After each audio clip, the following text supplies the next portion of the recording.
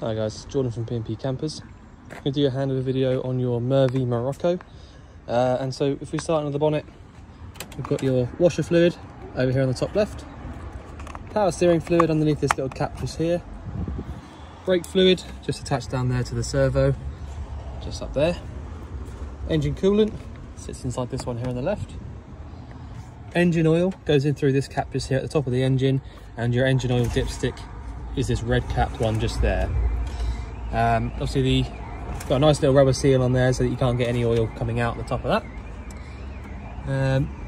Turbo and bits and pieces like that are all down the back of the engine there, so just be careful when you're gonna, if you're gonna reach out around there for any reason, just that'd be the hottest part of the engine.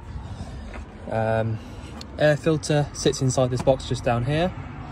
It's got sort of 3 or 4 screws in each corner to get that out. The engine battery for these cabs sit under the floor in the cab, so you've got positive terminal just here under this little cap, and your negative terminal is this one just here. So it does say there only for jump starts, so negative, positive. Your fuel on this one, so it's a diesel like all the other motorhomes, but it goes in through this cap just here behind the passenger door, and your bonnet release is also just in here behind the passenger door as well. You got a fire extinguisher just here. I'm not sure whether or not this has passed on the habitation check or not. I didn't do this particular one, but it's there if you should need it in an emergency. You've got your tyre pressures and things like that just inside there, although somebody has redone it a little bit, probably because it's got a bit more extra weight in the back now as well.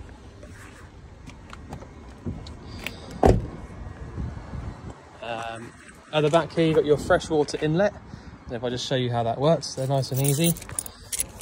You've got this smaller silver key, so you basically pop it in, turn it, and the whole thing comes out.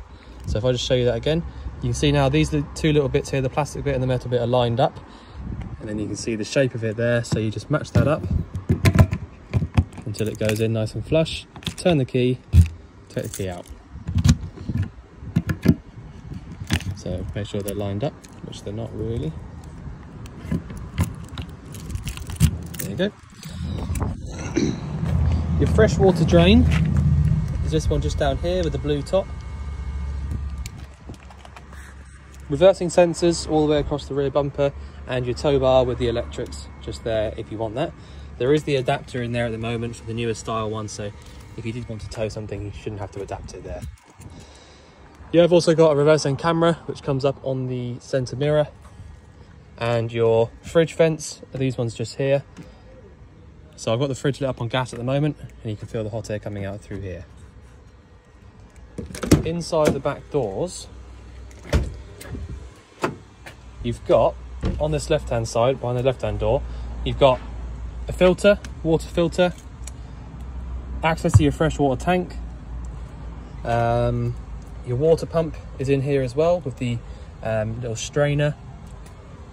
Obviously this whole thing here is your fridge, and the actual sort of exhaust for your fridge is this part just here. So you need to make sure, really, if you do have your boiler lit up on your fridge lit up on gas, sorry, you should have the door shut, because it goes out through this little hole here. So just a word of advice, basically, keep the door shut if you're going to use the fridge on gas, otherwise it will just go up and into the vehicle. So I'm just going to close that door now. You have also got really good access to the back of this shower here, so if you ever wanted to replace this, it's really easy to do. But other than that, I'll show you these bits and pieces when we get inside. Close that over. I've got the heating on inside at the moment just so I can show you it all working, so I'll leave it all shut up. So this is your toilet cassette. There's not really much I need to show you really, apart from you empty it out from here, so you take this cap off and empty it out from there, and you've got a freshwater flush, which is that pipe just there on the left hand side. So you haven't got to worry about any kind of flush fluid or anything like that up here or anything at all. As long as you've got a little bit of fresh water in your tank, you'll be able to flush your toilet at any time. The only other thing I will tell you is you've got a little button just there at the back there, the little green looking one. You should hold that button down when you're emptying it out. Other than that, That's about it. Just push it all the way home like that until you hear a bit of a click. This cupboard goes in like that. Twist a little bit to open it up. You put it in like that, and then you've got this key here. And so you should just be able to turn it whichever way it goes, push it in, take it out. So unlock it all the way around, it pops out, open it up like that, push it all the way home, turn the key, and that's it. That's all locked up. You then got your hookup point just here. So if you did have access to a hookup cable, it's really helpful if you have one of those plugged in. A couple of reasons on your particular van is that you can use the heating and hot water system either via diesel or mains electric. So if you do have mains, it's always helpful to have that. But also with a mains cable plugged in, your leisure battery is always going to be topped up to full power. So it doesn't matter what you do in there, you know, lights, heating, whatever. If you have a hookup cable plugged in, you haven't got to worry about that power running out at all. Waste drain. So if you had some wastewater in the tank, that's where it will come from. If you did want to run that directly to something, you can see you've got a little bit of a corrugated piece at the end, so you could put a piece of hose over that and put it into a drain or whatever you want. But that's where the wastewater comes out from. This little thing here, which you can hear making a racket at the moment, is your diesel heating system. Basically, it's like an exhaust. So it does make a little bit of a smell. It's not bad at all, but if you can smell something when you come over here on the offside, that's what it is if you have your heating on. But basically don't go too close to that when it's running, because it will get really hot. And the last thing really on the outside is this, which is your external refillable gas point. So as you're probably aware, there's loads of different garages around the UK and abroad that will refill this gas for you. But as it stands, you have got, when you turn the ignition on, you'll be able to see. I'm not going to do that just now because it would probably turn the heating off, but this here is your gauge to tell you how much LPG is in the tank. So yeah, when you turn the ignition on, that comes straight up, and I think at the moment it's pretty much full, so you've got absolutely ages to use that.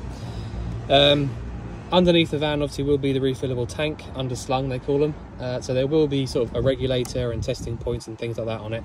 We will have tested the gas as part of the habitation check, and that would have been all good, so you haven't got anything to worry about there.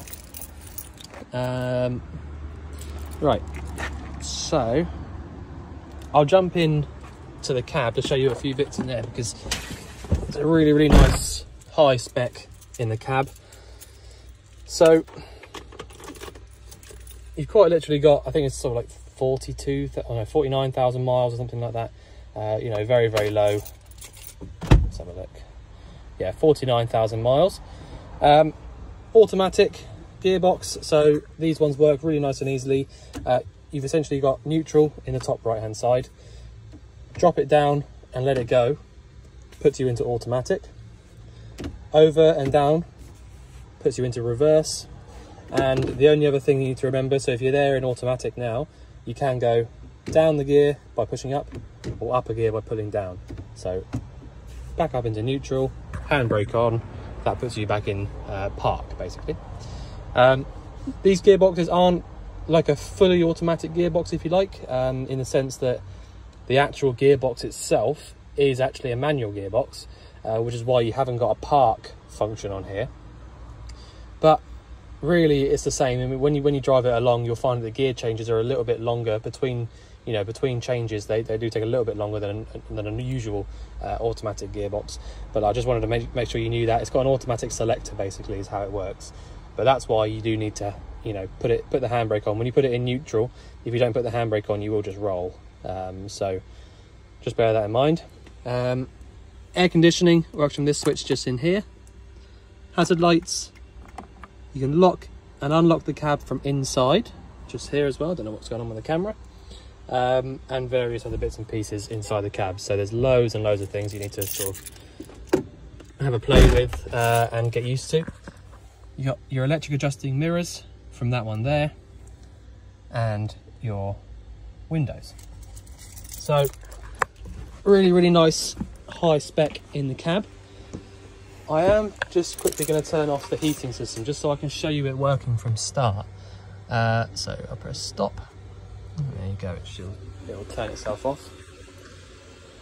Right, so let's just open that up for a minute. Okay, so when we get in the vehicle, you would probably come in through here. But the first thing I'm going to show you is your control panel, which is down here with all the other bits and pieces of electricity. It's a CBE control panel is the brand of it. So you've got a main on and off switch just here at the top right, which I've got on at the moment. Lights, auxiliary, and water pump. So the only one I haven't got on at the moment is the water pump switch. And that's because I haven't really got very much water in the system and it won't pressurize because of that. Okay, so over on the left hand side, temperature, so internal temperature, external temperature. And then you've got battery levels, so that's your leisure battery, the one that has a caravan symbol. 12.5 volts in the leisure battery, that's perfect. Bearing in mind I've got lights on, I've got the heating system's running, so you've got the fan going at the moment, which all runs from that leisure battery. So that's really, really good voltage. And then vehicle battery, 12.5 as well, so that's absolutely perfect. You've then got water level, so that shows you there's nothing in the freshwater tank, and that's the reason why I haven't turned the water pump on. So if I turn the water pump on now, it's not going to cause any damage, but what will happen is the pump is running and nothing's happening. So if you leave that, if you leave that happening for too long, the pump will just get too hot and it'll burn itself out. So that's why I'm not turning that on. If I did have fresh water in the tank, I'd have that on, it would get to pressure and it would turn itself off. So you haven't got to worry about that at all. So that's your control panel. If you want to use all these kinds of things like your heating system, that probably runs completely separate. But basically what the idea is that when you come into the vehicle, just turn these three on here. And then you'll have access to basically anything 12 volt run. All right. So I will get to the heating system in a minute, but I just want to run you through these as well. So you've got a switch up here, which I believe is literally just for lights.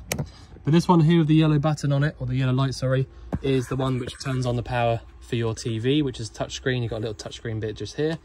It will come on. There is a remote for it as well. But, it's really nice and simple. I'll just quickly show you that.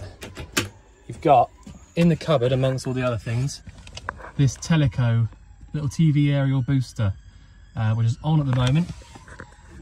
All you have to do, instead of, if you leave that on, all you have to do to actually get that TV to tune in is just use your tilt and turn aerial. Just basically push it up, essentially. And you'll get a signal coming through. So it's really, really simple. Back here, can't remember if there's anything else I need to show you, really. No. So, yeah, it is as simple as that. You just basically tune the telly in like you would at home.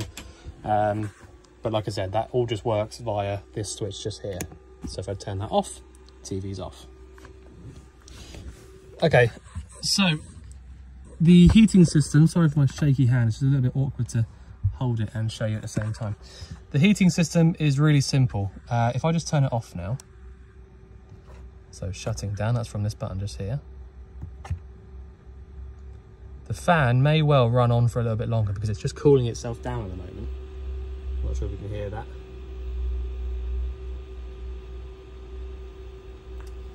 But basically, once you've had it on for a little while, it will need to cool itself down. Let me just close this up so you can see. Right, so shutting down at the moment. Okay, let me just turn it on. I'll just show you it like this. Okay, so you've got menu just here. So now that I've clicked on menu, I can see exactly what this whole system can do. So we've got heating, hot water, heating and hot water. And that's about it. That's all. Basically, they're the three that you need to keep your eye on. The rest of them, I will show you what they do, but the rest of them are just timers, frost protection, drain the boiler out. You can drain it from there, electric, via the electric, all that sort of stuff. This is all, you can mess about with that sort of stuff if you want to, but I wouldn't really recommend it. It's just as easy to do it like I'm going to show you. So if we go back up to the top, heating cabin is the first one that'll be there. Now all you have to do to get this to work is press OK, Selection completed, press it again. Little green light comes up there, and it tells you your temperature. So I'm going to choose 28, and it's working via the diesel. Okay, so at the moment,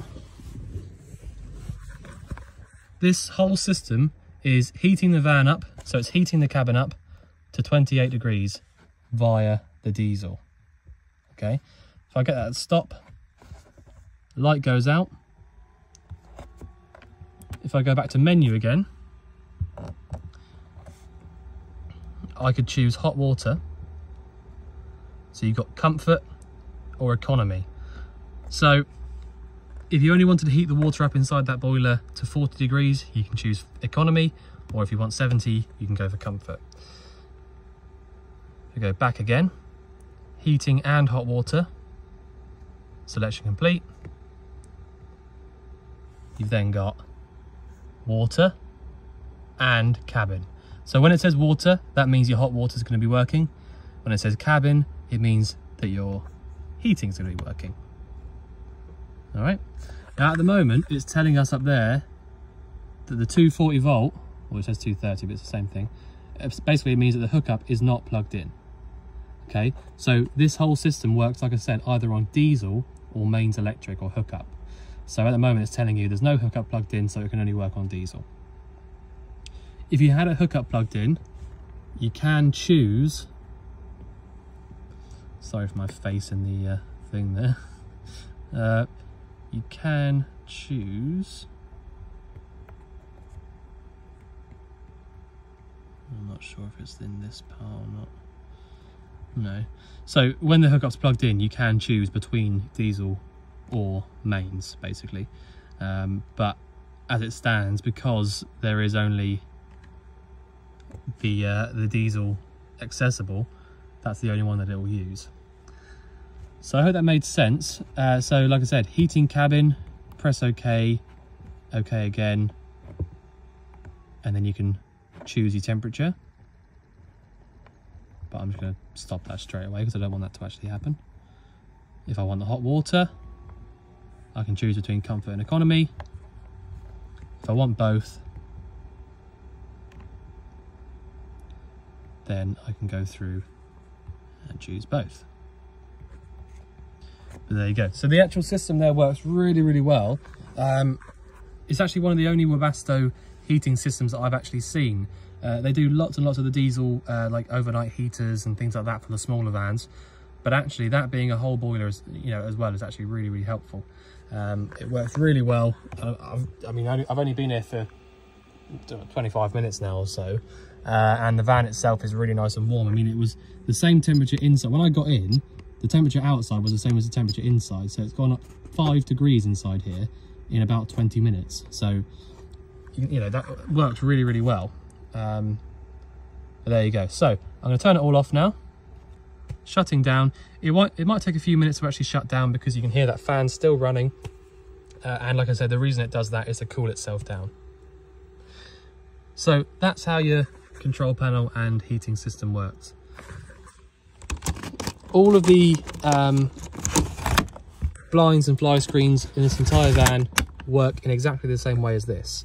So you've got this one here, which just goes up back on its own with its own sort of coiled up pressure, hooks over this one, and you can let go of it.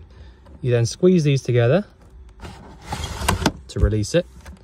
This one at the bottom is your blackout blind. So you squeeze these two together, and then that allows you to lift it up. You can stop it wherever you want it. All right, let's just get a little bit stuck there. There you go. Okay, so that's how all of the blinds around the entire van work.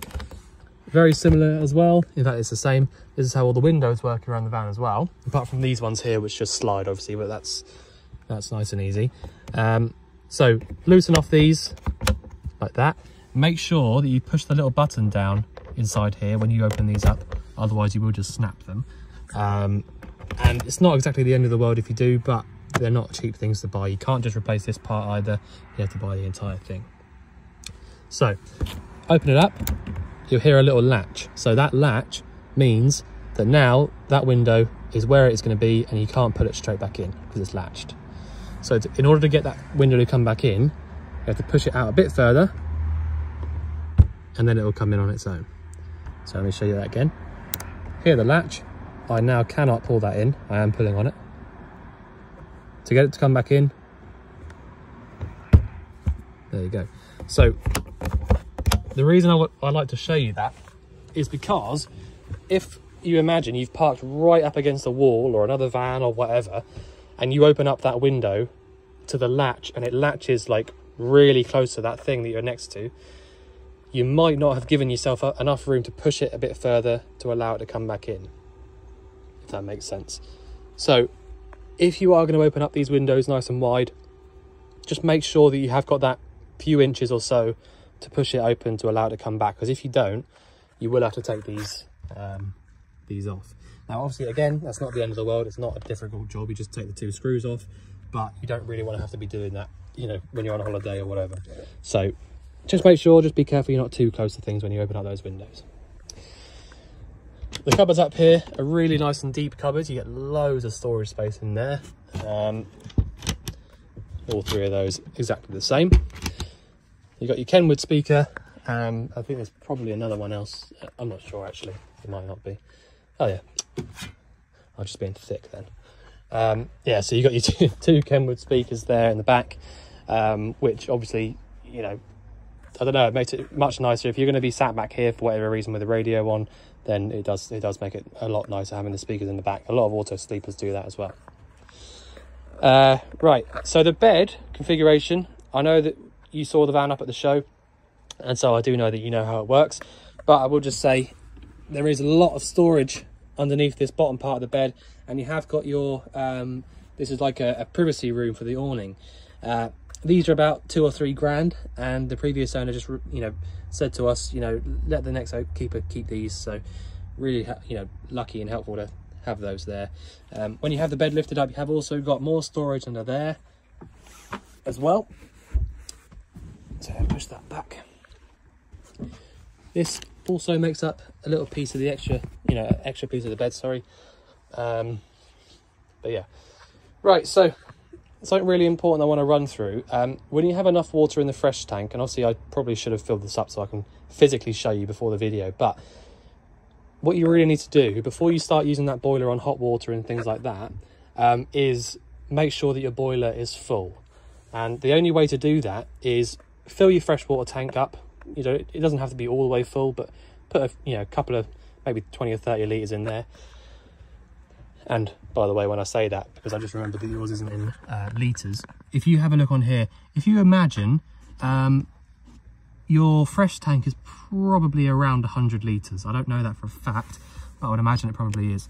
So if you imagine every 10% is probably 10 litres, or 1% is 1 litre, for example.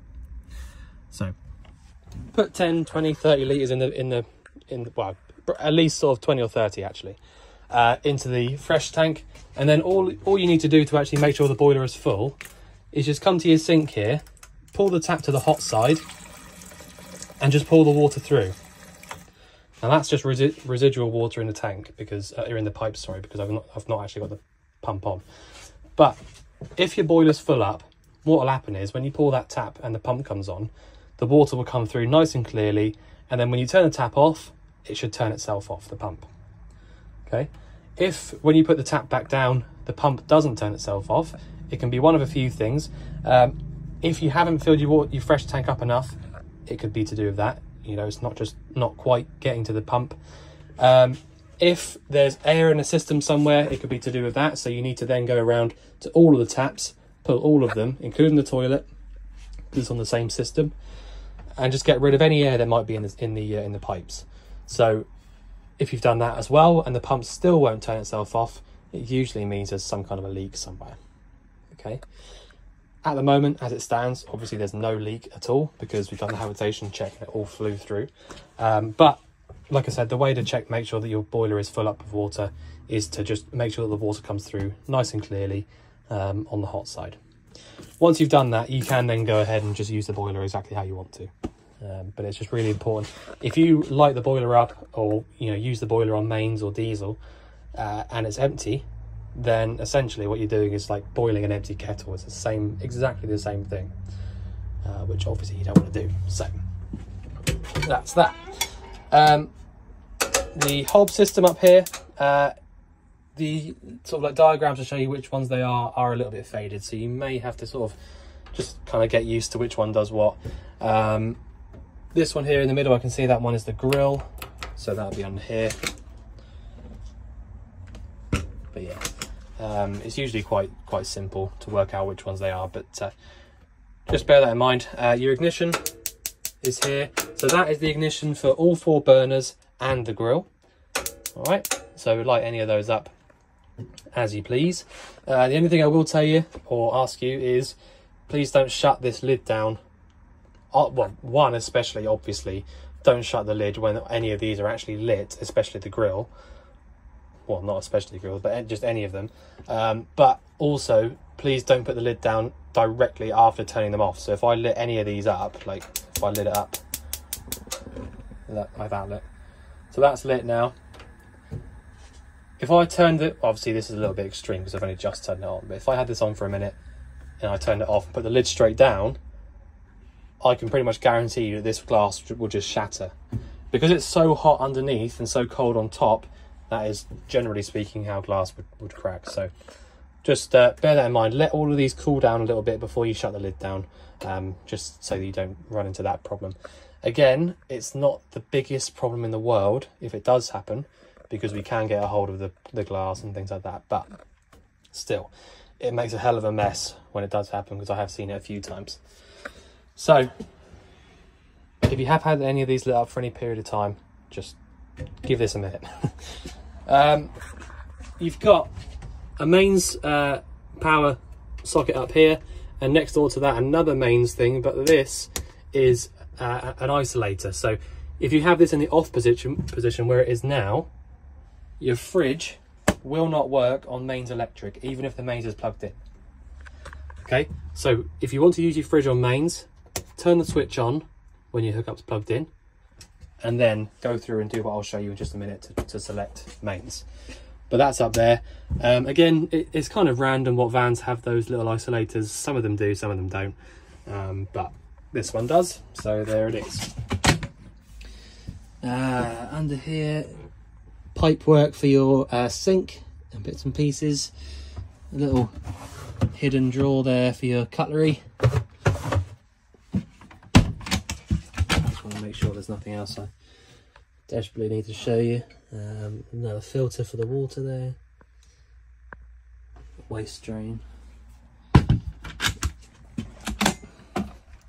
So I have to go through and do this when I haven't done the actual hab check. I need to, because I can't remember where everything is. So you got a couple of isolators just here. So these are gas isolators. Now, because there's no diagram or anything telling us what those colours relate to, I would imagine it would be in the book. So if you wanted to isolate the gas from any appliance, I'm going to take a stab in the dark and imagine that these two are probably one for your fridge, one for your hob. Now that could be completely wrong, but I'm pretty sure that would be what they are. So if you can't find it in the book, then I would imagine that's what they are, but don't hold me to that. The wooden work up here is, you know, that's not fake wood, that's real wood. And you can see the proper joints there. It's like proper worktop. I suppose it is worktop, but there you go. Right, so the fridge is an automatic ignition and all that sort of stuff. It's really nice and simple.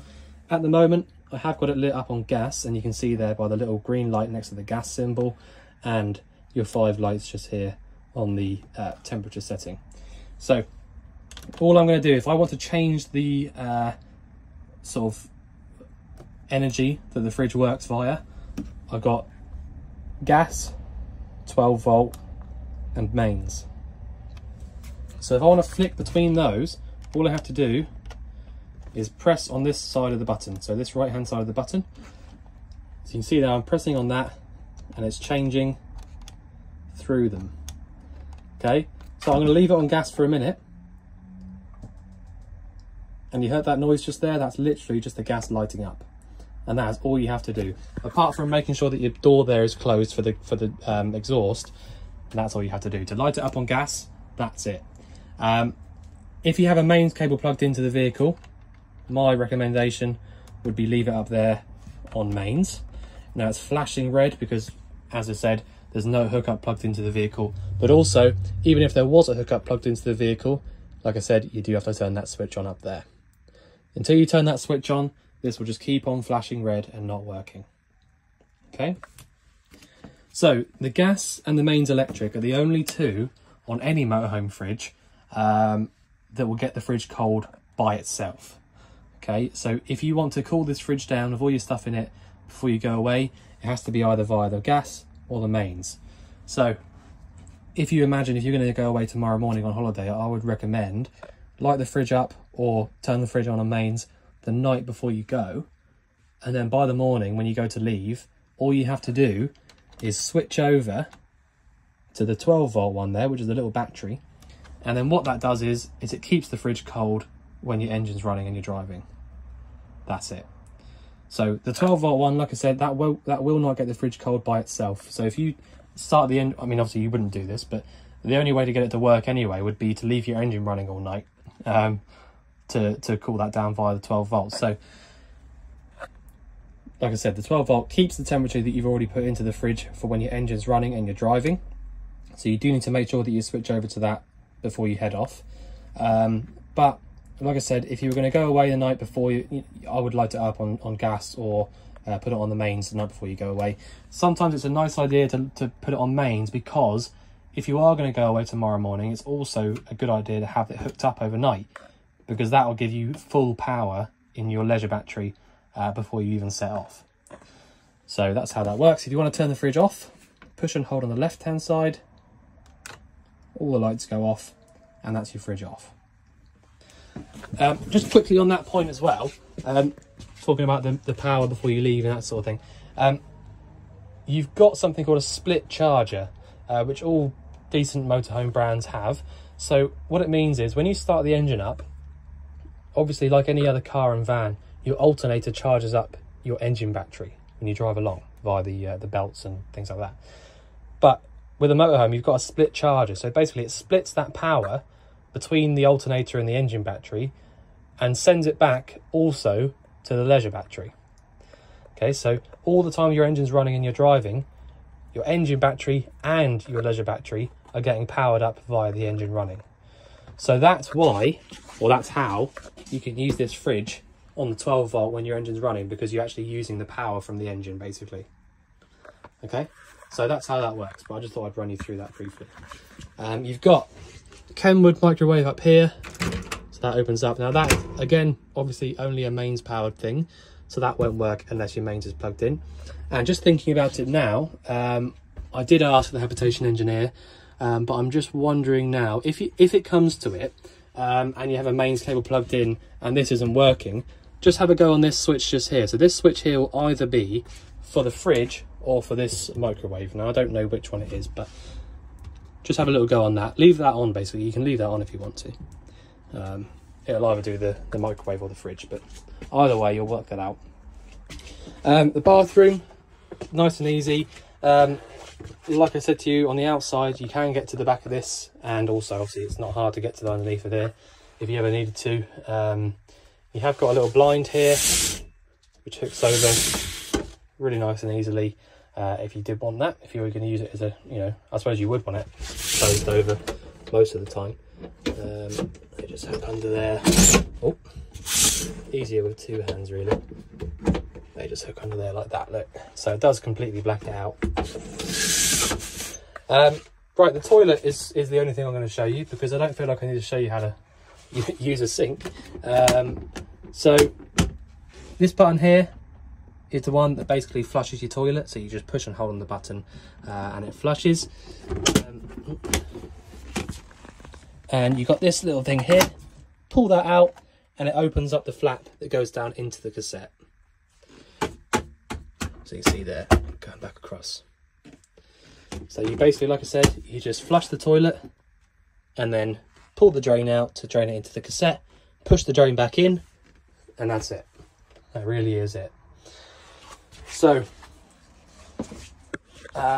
yeah, You got a nice light up there which you can angle wherever you want it, same as all the other ones around the vehicle. Obviously I've turned the power off now, so that's not why it's not working, but there you go. Right, so what else have we got? The mains, so if you have a mains cable plugged in and nothing's working, you have also got a couple of trip switches down there, so if you can have a little check of those, you know, that would be the first port of call if you can't get anything to work. Wheel clamp in here, if you want to use that, it's there, and your awning winder is this one just here. So I think I've shown you just about everything I can really. The Webasto system is off as it stands, and your TV switches and stuff like that are off. Before you head off and start driving, the only other things I would recommend doing, I suppose, would be just make sure all your windows are completely closed, make sure your skylights are down, and if you are closing this main Hecky skylight, I do need to show you something. When you wind it down and it gets to the bottom, so just there, it's touched the bottom now, you need to make sure that you carry on going. If you don't carry on going until this stops, like that, I'll show you what happens. So just there is where it's touched down, but I can still open it about 4 or 5 inches.